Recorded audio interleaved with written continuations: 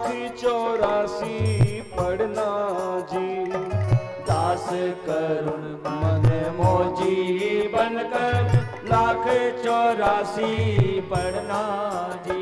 ध्यान से सुनो,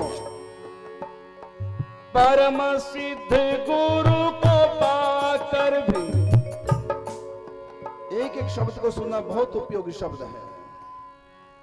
परम सिद्ध गुरु को पाकर भी मनमुख आप डुबाएगा, साधारण साधक गुरु पाकर गुरुमुख भवतर जाएगा, साधारण साधक गुरु पाकर गुरुमुख भवतर जाएगा। सदशिष्य नहीं बनो तो कैसे, सदशिष्य नहीं बनो तो कैसे कृष्ण कृपा को पाएगा, दास करुण साचे को साचा झूठा मुंह की खाएगा, दास करुण साचे को साचा झूठा मुंह की खाएगा। साधन बहु पढ़ सुन नहीं समझे, क्या और कैसे करना। बहुत से साधन पढ़े सुने समझे, लेकिन नहीं पता चला क्या करें क्या न करें, कैसे करें कैसे न करें। साधन बहुत पढ़ सुन नहीं समझे, क्या और कैसे करना जी। गुरुमुख मनमुख अंतर समझो, आओ गुरु की शरणा जी। चाहे तुमने लाख पढ़ा, लेकिन अपनी बुद्धि का इस्तेमाल मत करो, क्या करें क्या ना करें। अरे कुछ नहीं, गुरु से पूछो, जो कहें से करो, बस छोटी सी बात है। क्यों अपना दिमाग खराब कर रहे? पति ने कहा तैयार हो जाओ, जल्दी करो ट्रेन छूटने वाली।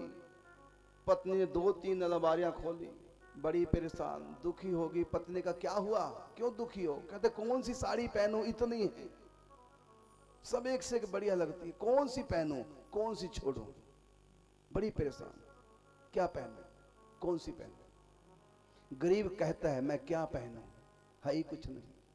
गरीब कहता है मैं क्या पहनूं, इसलिए परेशान। अमीर कहता है कि मैं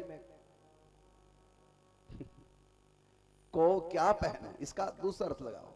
इतनी चीजें हैं, इतने तरह के सूट, इतने तरह के सब, कौन सा पहनूं। गरीब कहता है मैं क्या पहनूं, अमीर कहता है मैं कौन सा पहनूं, क्या करूं। दोनों परेशान हैं।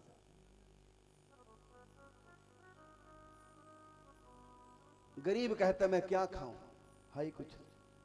अमीर कहता है क्या खाऊं, डॉक्टर से पूछता है। डॉक्टर कहता है ये नहीं खाना, ये नहीं खाना, वो नहीं। फिर क्या खाऊं? क्या देखो मीठा इसलिए नहीं खाना, शुगर है। नमकीन इसलिए नहीं खाना, बीपी हाई रहता है। चिकनाई इसलिए नहीं खाना, कोलेस्ट्रॉल तुम्हारा बड़ा है। तो क्या खाऊं फिर? कहता मेरी दवाइयां खा, और क्या खाओगे। मैं किस लिए हूं, मेरा भी घर चलेगा। अब वो परेशान है मैं क्या पहनूं, सूट पहनूं कि साड़ी पहनूं, सूट पहनूं तो कौन से डिजाइन वाला, साड़ी पहनूं तो कौन सी पहनूं, परेशान। अरे परेशानी क्या, किसको रिझाने के लिए पहनना है, अपने पति को ना। क्यों दिमाग खराब करते हो, उसको पूछो, बोलो आपको कौन सा अच्छा लगता है, कौन सी ड्रेस में आपको अच्छे लगते हैं, वही पहन लो। अपना मन क्यों खराब करो, क्यों दिमाग खराब करे, क्या पहनूं क्या छोड़ूं। अरे पति को जो भाई वो पहनो, बस छोटी सी बात है, वो जो कह दे वही पहनना। इसी प्रकार साधना पढ़ रहे हैं सुन रहे हैं तो क्यों दिमाग खराब करें, क्या करें क्या ना करें, कौन सा पाठ करें, कौन सा नाम जाप करें, कैसे, ये सब दिमाग खराब ना करो। गुरु कहे सो कीजिए, बस छोटी सी बात है। इसलिए गुरु है। कहा कि गुरुमुख मनमुख अंतर जानो, आओ गुरु की शरणा जी। मनमुख का मतलब अपने मन से कुछ ना करो। अगर अपने मन से कुछ करोगे तो छोड़ भी दोगे अपने मन से।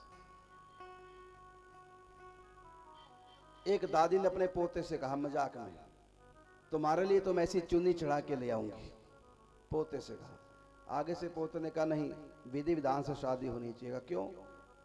जैसे चुन्नी चढ़ा के ले आओगी ना तो ऐसी चुन्नी उठा के भाग भी जाएगी।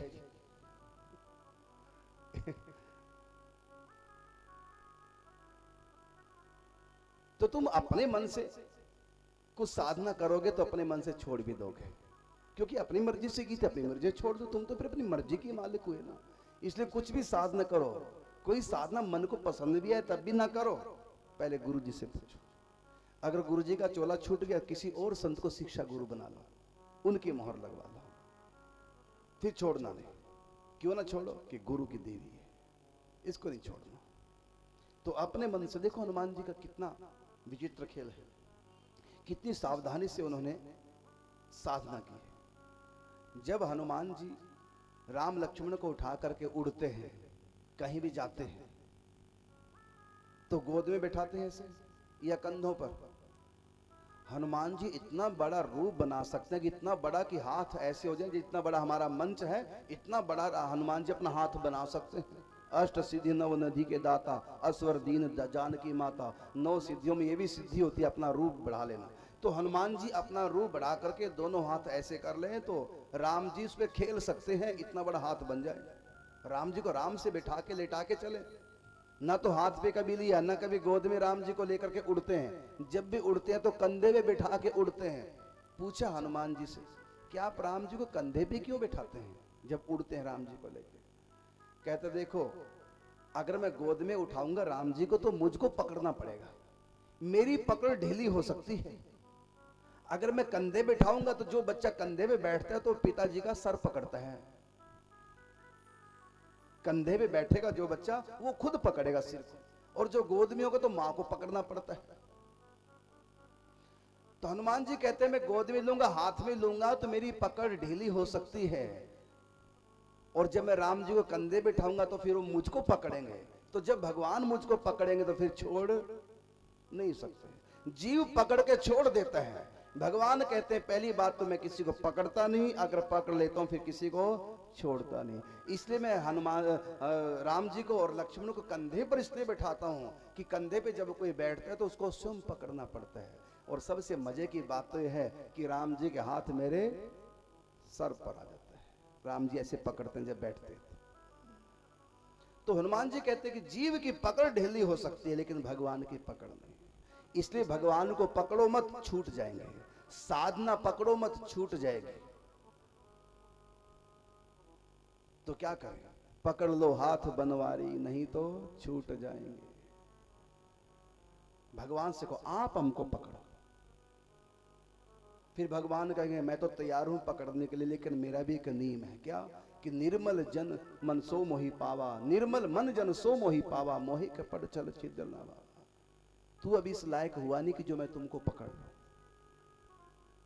तो बस भगवान हमको पकड़ ले उसके लिए है कि तुम भजन में लग जाओ, नाम जप करो। सुमरिए नाम रूप बिन देखे, आवत हृदय स्नेह विसेखे। वो अपने आप ही आएगा, हमको पकड़ेगा, और ऐसा पकड़ेगा जहां भगत मेरा पग धरे तहां धरूं मैं हाथ, और पीछे पीछे मैं फिरूं कबहू ना छोड़ूं साथ। इसलिए गुरु को ना पकड़ो, बल्कि स्वयं ऐसे बन जाओ कि गुरु हमको पकड़ ले, बस। इसलिए कहा परम सिद्ध गुरु को पाकर भी मनमुख आप डुबाएगा। परम सिद्ध गुरु हैं, उनको प्राप्त कर लिया गुरु रूप में, लेकिन रहे मनमुखी, अपने मन से चल रहे। गुरु तो प्राप्त कर लिया लेकिन चलते अपने मन से, तो डूबोगे। और कहा कि साधारण साधक गुरु पाकर गुरुमुख भव तर जाएगा। साधारण सा गुरु है, कुछ विशेष जानता नहीं, भगवत प्राप्ति भी नहीं है, जिसको हमने गुरु बनाया साधारण साधक, अभी साधक है, सिद्ध नहीं हुआ है, वो साधारण सा है, ऐसा गुरु हमारा है। लेकिन अगर हम गुरुमुख होंगे, कहा कि साधारण साधक गुरु पाकर गुरुमुख भव तर जाएगा, उसका उद्धार हो जाएगा। सद शिष्य नहीं बनो तो कैसे?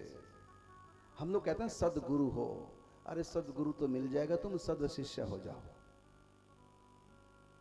सदगुरु को ढूंढने वालों को मैं कहता हूं तुम सद शिष्य बन जाओ, अच्छे बन जाओ, अपने आप ही कृपा हो जाएगी।